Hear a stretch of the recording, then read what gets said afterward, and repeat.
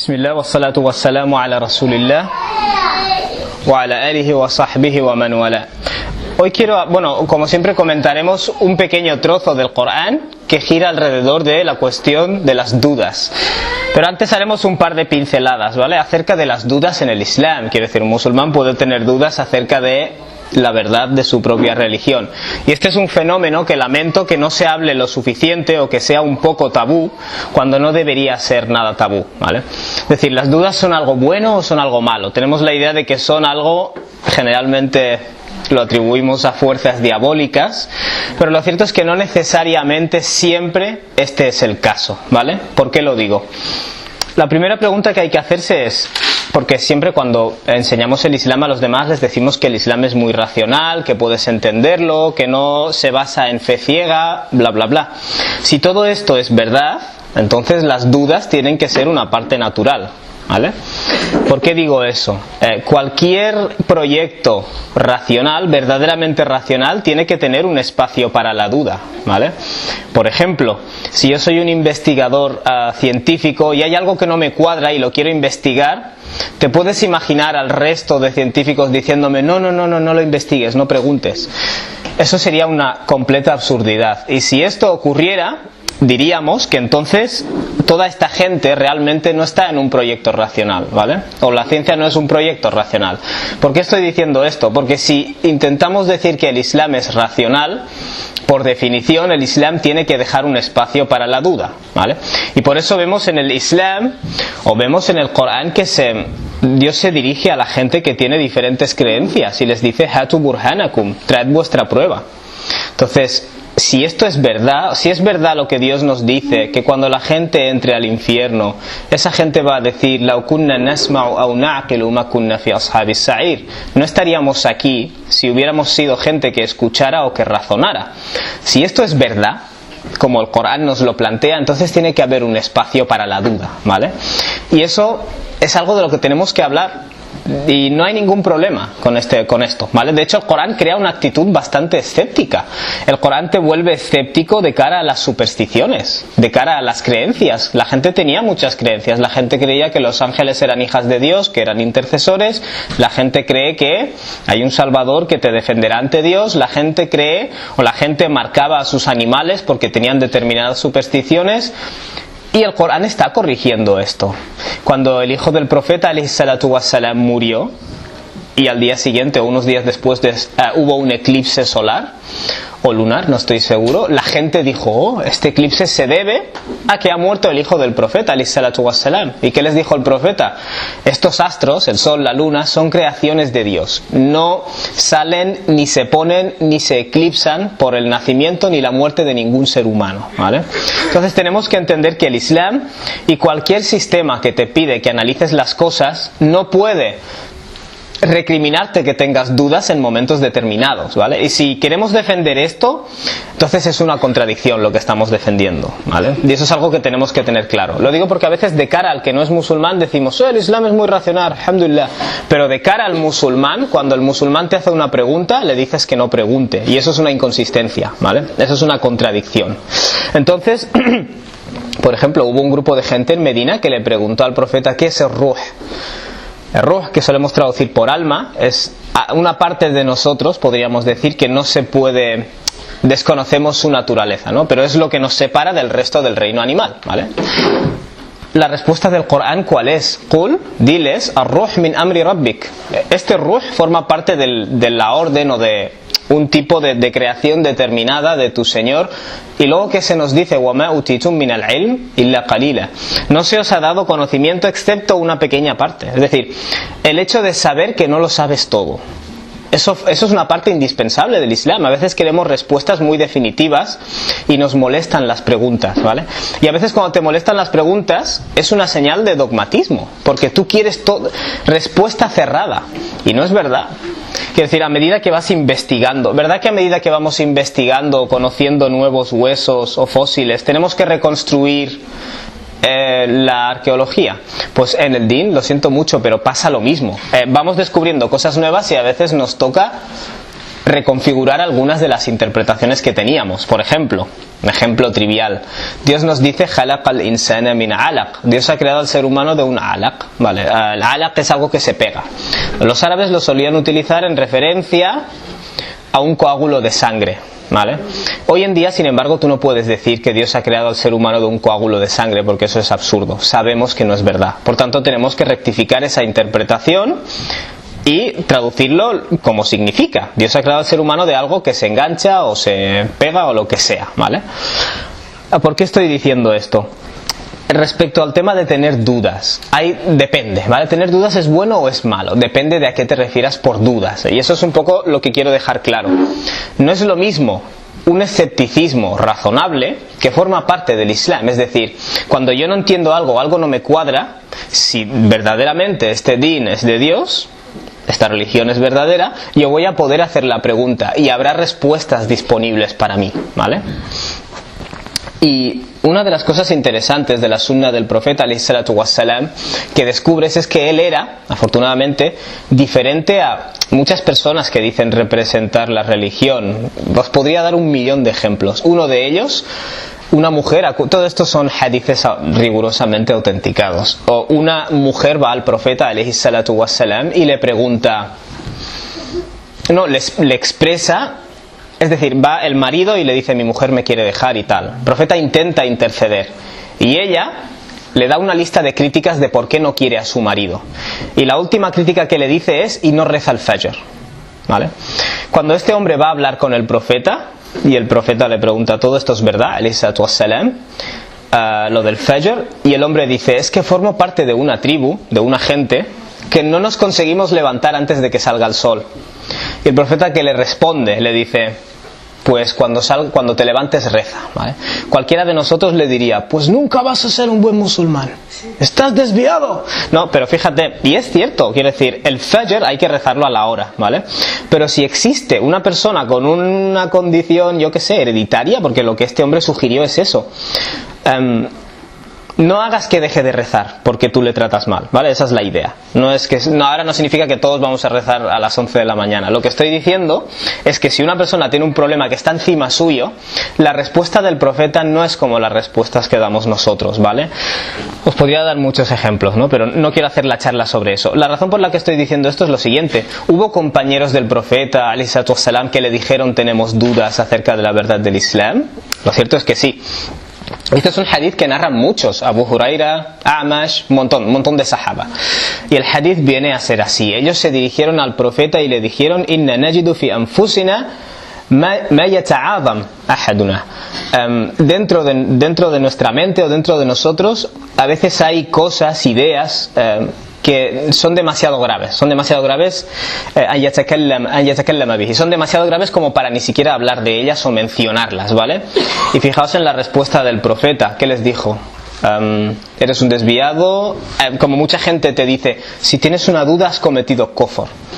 Ese es el Islam que hemos desarrollado raro, ¿vale? A lo largo de los siglos, pero no es la percepción natural que tenía la primera generación.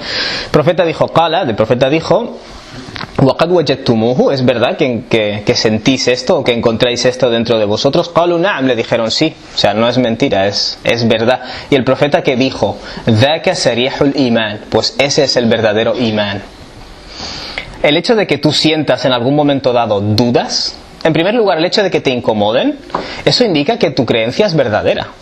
La interpretación típica es que, bueno, claro, la duda viene de Shaitán y como tú la has alejado o no has sucumbido, eso es el verdadero imán. Pero no solo significa eso. O sea, es parte del verdadero imán que de vez en cuando vas a tener algunas preguntas que hasta cierto punto son incómodas, ¿vale? Y que a veces no te atreves ni a decirlas. De acuerdo a otro riwaya de Abdullah bin Mas'ud, si no me equivoco, el profeta respondió Tilka mahdul iman. Esa es la creencia pura, ¿vale?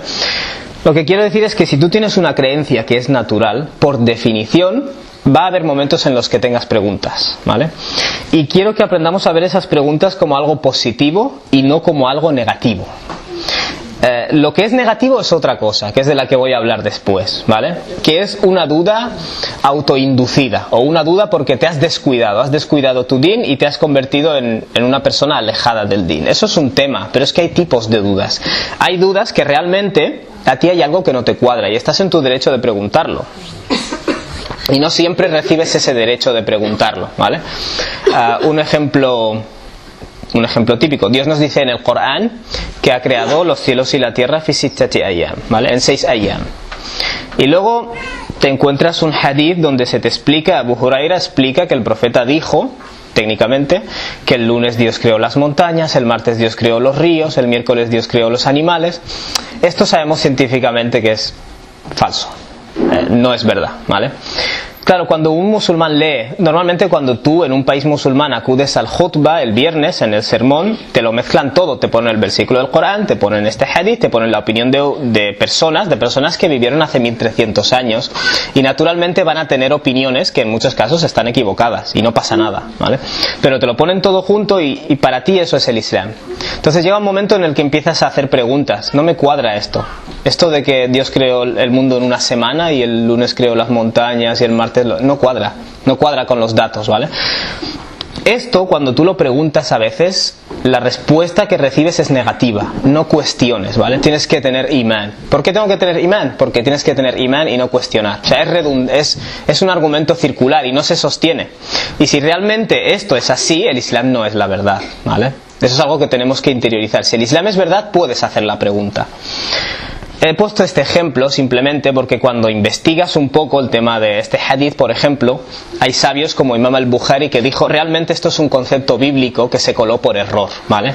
No viene del profeta, sino que viene de uno de los estudiantes, de los compañeros del profeta, que era ex judío y a veces utilizaba versículos bíblicos para explicar el Corán, ¿vale? Y se coló esto como si fuera una frase del profeta. Esta es la opinión del Imam al-Bukhari, es la opinión de Ibn Taymiyyah, y estas cosas hay que conocerlas, ¿vale? Lo que estoy diciendo es que si una persona te plantea dudas, por ejemplo, porque esto no le cuadra, esa persona tiene el derecho a recibir respuestas, ¿vale? Es un derecho. El concepto de que la gente no pregunte no es del Islam, ¿vale? Es un sello, es una marca de identidad de las religiones falsas, siento decirlo. Y estamos en un momento de la historia en el que todo se quiere racionalizar, en el que es muy importante todo esto, y como no hagamos un poco este cambio de chip, a mí me llama la atención de que el Islam es realmente la única religión que puede sobrevivir a este periodo de la historia, ¿vale? En el que la racionalidad y la ciencia te da respuestas que contradicen las religiones. El Islam es la religión que desde un principio ha defendido esa racionalidad y esa ciencia.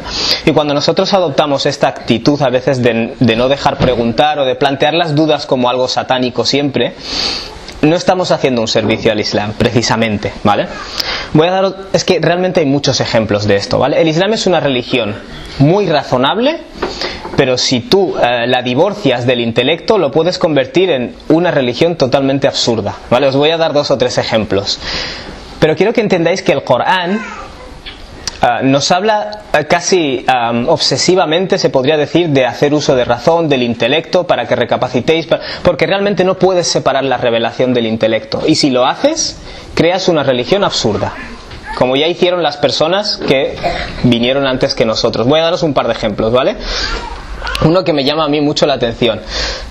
El profeta alayhi salatu wassalam dijo que una mujer que cree en Dios y en el último día no va a viajar sola, ¿vale? La distancia que corresponde a un día o que corresponde a 3 días, dependiendo del hadith.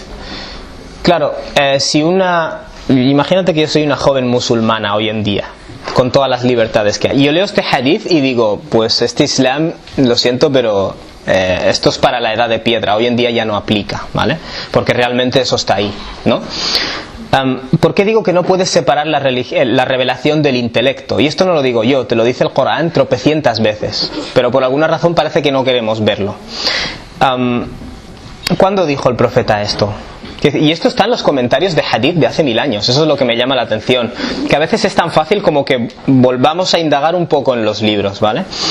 El profeta dice esto, alayhi salatu wassalam, en el desierto, ¿vale? Donde si tú viajas solo por la noche, lo más probable es que un depredador te robe, y si eres una mujer, en el desierto había gente, no sé cómo se dice en castellano, gente que se dedicaba a robar, ¿no? A asaltar caravanas, ¿vale? Y llevarse la mercancía.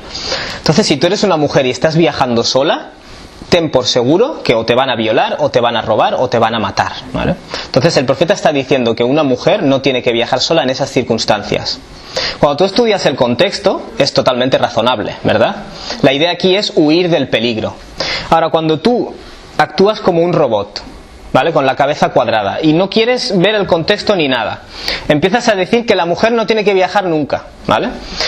Y es curioso porque encima, en algunos casos, lo que se hace es decir, bueno, el profeta dijo la distancia de 3 días. ¿Cuánto costaba en camello 3 días? 77 kilómetros.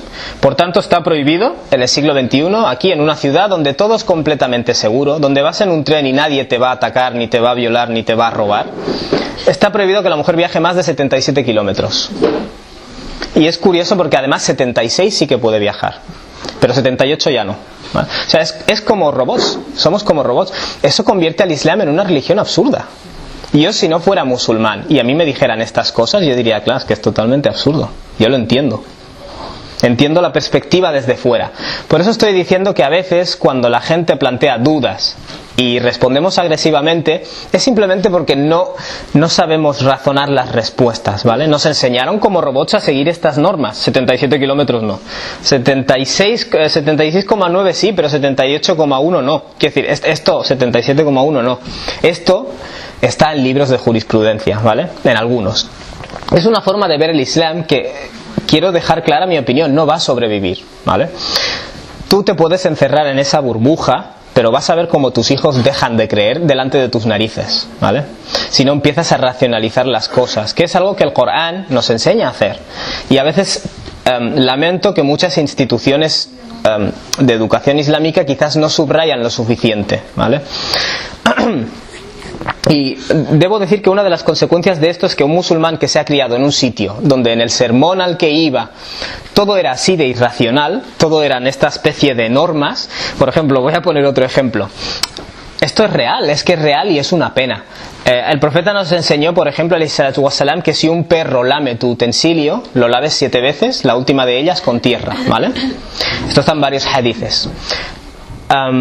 Tú imagínate que hoy en día un grupo de chavales se van de excursión y dejan sus platos en un lugar y viene un perro y los lame todos, ¿vale? Y todos los chavales cogen sus platos y los limpian con una esponja y con, ¿cómo se dice esto? Con lavavajillas, ¿vale? Y viene el musulmán y dice, yo no voy a usar lavavajillas, yo voy a usar agua 6 veces y la 7ª tierra. Claro, la gente dirá, ¿por qué haces esto cuando tienes lavavajillas? Lo que intento decir es que cuando tú lees un hadith así, tienes que entender que en esa época no había lavavajillas ni antibacterias, ¿vale? La tierra, aunque mucha gente no lo sepamos hoy en día, es una buena forma de eliminar determinados tipos de impureza, ¿no? Incluso hay estudios de bacterias y eso, yo ahí no entro porque no lo domino. Pero la idea no es lavar 6 veces y una con tierra. La idea es lavar de la mejor forma posible para que esté limpio, ¿vale? Esa es la idea, esa es la meta, el objetivo de esa enseñanza. No te quedes con la tierra y con los 77 kilómetros, ¿vale? La idea es la seguridad, preservar la seguridad en el viaje, o en este caso, lavarlo de la mejor forma posible. Cuando tienes lavavajillas, ya no hace falta que laves 6 veces y la 7ª con tierra, ¿vale? Porque eso conduce realmente a una forma de religión absurda. Y esto es lo que provoca dudas a muchos chavales, que cuando preguntan ¿cuál es el significado de esto?, tú le respondes, no tienes que cuestionarlo. No tengo que cuestionar que teniendo lavavajillas tengo que limpiar de esta forma. Es decir, es un poco entender que la duda no es mala. Y de hecho, si dejáramos a la gente preguntar estas cosas y les diéramos las respuestas, esas respuestas son súper racionales, de hecho. Porque en el siglo VII en Arabia nadie tenía conciencia de la higiene de esta forma. Es decir, lo que el Islam hizo fue crear la conciencia de la higiene. No te quedes con el hecho de la tierra y las 7 veces. Quédate con el hecho de que el Islam incorporó la higiene donde no la había, ¿vale? Esa es la idea. Eso es lo que ahora llaman los maqasid, la finalidad. Cuando hay una ley, la ley no es la meta. La ley tiene una meta y hay contextos en los que alcanzarás esa meta de otra forma, ¿vale? En este caso con un lavavajillas. Puedes alcanzar la meta mejor que si lavas con tierra, ¿vale? ¿Por qué estoy diciendo esto? Vemos en el Corán el episodio que cuando Dios crea al ser humano es un está dentro del reino animal y es agresivo, es violento, pega, mata, intenta dominar, hace cosas que no siempre están bien. Y los ángeles, claro, tú dirías, no tienes que cuestionar porque tienes que acatar lo que Dios dice, ¿no? Tienes que ser muslim, someterte a Dios. Más muslim que los ángeles no vas a ser, ¿vale? Los ángeles acatan lo que Dios dice totalmente, simplemente porque es su programación, ¿no? Su composición, la forma en la que están hechos. Y sin embargo ellos preguntan a Dios, bueno, ¿ataj'alu fiha man yufsidu fiha wa yasfiku ad-dima? ¿Vas a colocar en la tierra a alguien que derrama sangre y que extiende la corrupción? Quedaos con la lección de que los ángeles, que son los musulmanes perfectos, preguntan. Y lo más sorprendente de este episodio es que Dios les responde. No les responde con palabras, sino con un experimento, en cierto modo, ¿no? Les demuestra que Adam, alayhi salam, puede hablar, puede razonar, puede investigar las cosas, ¿vale? Les demuestra la capacidad racional del ser humano, ¿vale? Aquí está la respuesta a vuestro problema. Es decir, si alguien, tú más musulmán que los ángeles no vas a ser. Cuando alguien te dice que como musulmán no deberías preguntar, es llanamente una mentira, ¿vale? Es una mentira. Y no tiene otro nombre. Ese es el tipo de duda, de escepticismo que es sano, porque si no hay escepticismo no harás preguntas, y si no haces preguntas no vas a averiguar cosas, ¿vale? Yo lo digo porque personalmente yo he hecho un millón de preguntas, quiero decir, y en muchos casos se me ha pedido que no pregunte, pero cuando alguien me ha dicho eso me he ido a buscar a otro y punto, ¿vale? Y las respuestas que obtienes, claro, cuando te ocurre esto 20, 30, 40 veces te das cuenta de que el Islam tiene respuestas de todo tipo, para dar y para repartir. Y eso es lo que te esperas es lo que te esperas de una religión verdadera. Por tanto, cuando ahora veo algo que no me cuadra, yo ya sé que hay una respuesta, ¿vale? Es incluso excitante a ver cuál es la respuesta. Voy a preguntarle a estas determinadas personas que considero que tienen la inteligencia y el conocimiento suficiente. Pero llega un punto en el que tenemos que entender que el escepticismo, la duda, tener preguntas es parte de lo bonito del Islam. Cuando sabes que puedes preguntar y que hay respuestas. Claro, cuando no sabes eso es cuando se te provoca la angustia. Una angustia que es totalmente innecesaria. Ese es un tipo de duda que yo llamo duda sana o escepticismo sano. Ahora podremos hablar de otra cosa, que es la duda irresponsable, de la persona que ha sido irresponsable. Dios nos habla el día del juicio que habrá personas que son hipócritas, ¿vale? En esta vida fueron musulmanes, pero ese día resultará que no lo eran, ¿vale? Ese es un hipócrita, el que cuela. Está en medio y cuela, pero luego resulta que no era. Y Dios nos dice que básicamente el día del juicio entre los creyentes de verdad y los que no son de verdad, Dios colocará como una pantalla, ¿vale?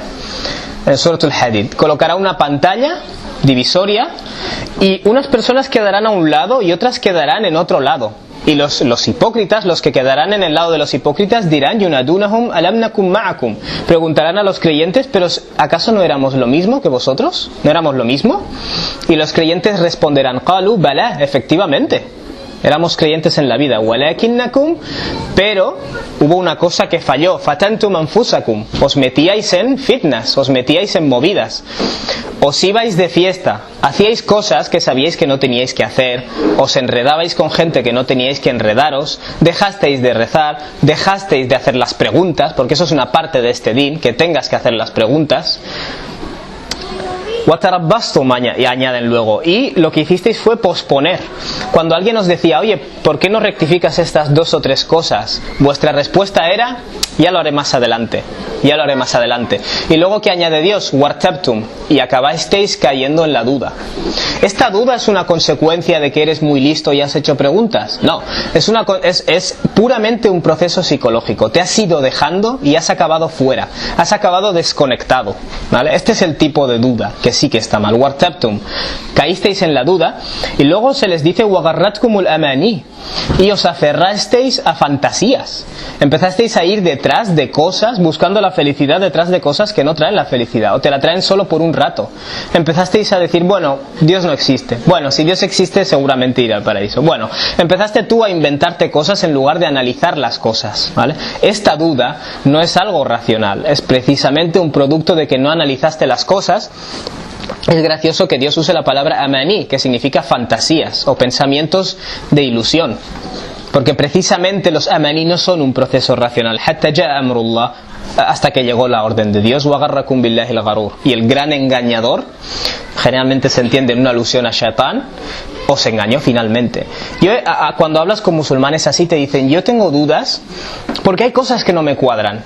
Esa es un poco lo que parece desde fuera, pero si analizas psicológicamente tienes dudas porque te has dejado. Tienes dudas porque hace mucho tiempo dejaste de rezar, dejaste de preguntar, empezaste a escuchar estas interpretaciones absurdas como las que he mencionado y eso te creó dudas y dijiste, paso de esto, ¿vale? Y progresivamente has ido pasando. Has empezado a salir de fiesta, has empezado a hacer cosas que están fuera del din y progresivamente has entrado en la espiral que te ha conducido a la duda. Es un proceso mental, ¿vale? Este tipo de duda. Y mucha gente tiene una ilusión de racionalidad. Cuando tiene este tipo de duda, que no es racional y es autoinducida, insisten en que sí, es que hay cosas que no me cuadran. Yo te puedo responder a las cosas que no te cuadran fácilmente y seguirás en ese estado de duda, porque es un estado psicológico, no es una cuestión intelectual, ¿vale? Por tanto, creo que los musulmanes deberíamos hacer preguntas como acto de piedad, ¿vale? Tengo una duda, hay un hadith que no me cuadra, un versículo del Corán que no me cuadra. Haz la pregunta. Y si te encuentras a alguien que te dice que no preguntes, es porque él mismo no sabe la respuesta y tiene miedo. Busca a otra persona, ¿vale? Pero estamos en un momento de la historia en el que todo se somete al examen racional y gracias a esto el Islam es la religión que no solo va a pasar el examen, sino que se va a hacer más fuerte, porque es una religión anclada en el intelecto. Pero a veces el comportamiento de algunas personas musulmanas no es así. Y eso puede hacer que el Islam pase de ser la única opción que va a sobrevivir a ser, incluso te diría yo, a estar entre una de las más absurdas realmente. Porque cuando empiezas como estos hadices que he mencionado y la interpretación robótica que hacen algunos, realmente son dos ejemplos de muchos otros ejemplos, ¿vale? Cuando tú intentas hoy en día olvidarte del objetivo, como es la higiene, como es la seguridad, y te centras en 7 veces, 3 piedras, el profeta ﷺ se limpiaba con 3 piedras, ¿vale? Por tanto tienes que limpiarte con 3 trozos de papel de váter. El 3 es un número irrelevante. El profeta se limpiaba con aquello que le permitía quedarse limpio. Si tú tienes agua o tienes toallitas, utiliza ese otro medio, ¿vale? La meta es la higiene, no las 3 piedras, ¿vale? Eso es importante porque parece una tontería, pero estamos en un momento de la historia que si abandonamos el intelecto, en mi opinión, traicionando al Corán claramente, y nos aferramos a estas visiones cavernícolas, vamos a crear un Islam totalmente irrelevante e irracional. Y nuestros hijos dejan el Islam por eso. No dejan el Islam porque el Islam no sea racional, sino porque tú les has vendido una versión rara, obsoleta, que ya ha caducado. Y hay que... No es que hay que actualizar el Islam, es que hay que actualizar, o más bien yo diría que tenemos que actualizar nuestro sistema operativo, ¿vale? E instalar un sistema operativo racional, que es el que el Islam vino a instalar, ¿vale? El Islam se encontró a personas que hacían cosas totalmente irracionales y les intentó reconfigurar. Cuando nosotros el Islam se ha desarrollado, se ha institucionalizado, se han creado normas, leyes, tienes que hacer así, 3 piedras, 77 kilómetros... Una de las cosas malas que tuvo la colonización del mundo musulmán es que se derramó mucha sangre, ¿vale? Y se creó mucho sufrimiento. Pero una de las, quizás de las pocas cosas buenas, es que muchos musulmanes, cuando el imperial dominante se reía de ellos, tenéis unas creencias absurdas, muchos musulmanes dijeron, es que es verdad que hay algunas cosas que estamos siguiendo que se crearon siglos después del Islam. Tenemos que volver a analizar las escrituras, razonando, ¿vale? Ese es el lado mínimamente bueno de todo este trauma, y creo que hoy en día, aquí especialmente en Occidente, estamos en una época en la que podemos tener esa revitalización del Islam como lo que es una religión verídica, extremadamente relevante para nuestro día a día y extremadamente racional y extremadamente espiritual y extremadamente todo. Quiero decir, la idea es esa, ¿no? Que se crea un equilibrio y tenemos que básicamente acabar ya con el tabú de hacer las preguntas. Cuando algo es absurdo, Porque hay gente que hay cosas que le parecen absurdas y te dicen, dejo el Islam porque dice esto, esto y esto. Yo te puedo dar respuestas. No mientas. Dejas el Islam porque no te va, ¿vale? No mientas. Pero tenemos que revivir ese Islam de hacer preguntas constantemente. Preguntas nuevas. Por ejemplo, ya termino. Ahora con la física cuántica hay nuevas preguntas acerca del Qadar. Ahí, por ejemplo, antes solíamos decir... ¿por qué Dios creó el universo? Porque nada puede salir de la nada. Bueno, pero ahora la física cuántica demuestra que los fotones pueden aparecer de la nada, entre comillas. Es decir, estas son nuevas preguntas. Y como musulmanes deberíamos decir, esto es súper interesante. Vamos a investigar y vamos a desarrollar respuestas. No este miedo de, no hagas preguntas, estás cuestionando a Dios, estás cuestionando el Corán. Porque ese no es el enfoque del Corán. Si tú niegas que la gente pueda hacer preguntas y buscar la racionalidad de las cosas, tú estás traicionando al Corán y contradiciendo al Corán. Subhanakallahumma wa bihamdik, ashhadu an la ilaha illa ant, astaghfiruka wa atubu ilaik. Wassalamu alaikum wa rahmatullahi wa barakatuh.